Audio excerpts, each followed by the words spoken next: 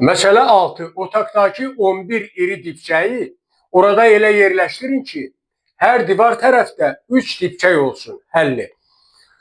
Otaq düzbucaq şəkillidir. Mən onu göstərirəm. Tutaq ki, bu şəkildə otaqda 11 dənə dibçək var. İri dibçək.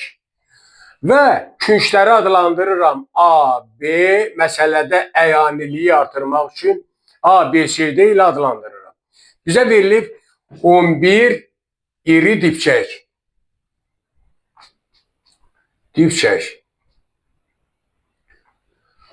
C təpəsində bir dibçəyi elə yerləşdirirəm ki, o həm BC tərəfinə uyğun olur, həm də CD tərəfinə.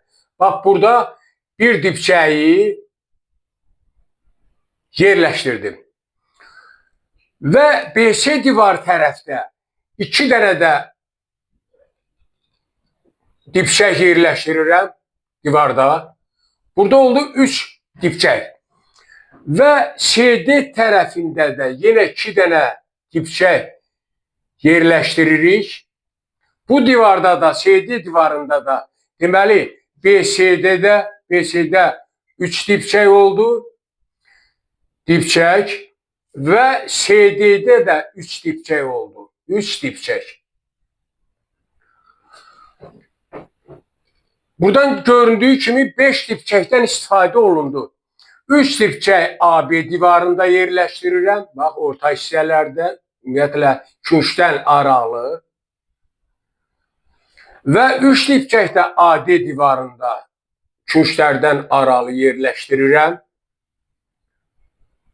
Oldu ABD-də 3 dibçək və AD-də də 3 dibçək. Və indi sayırı gördüyünüz kimi 3 AB-də, 3 AD-də, 3 CD-də, 3 BC-də. Bu ortaqdır hər iki divarda. Beləliklə göründüyü kimi bu 5 bunları elədi. 6 da bu 11 dibçək yerləşdi. 11 dibçək. Bu şəkildə yerləşdirir.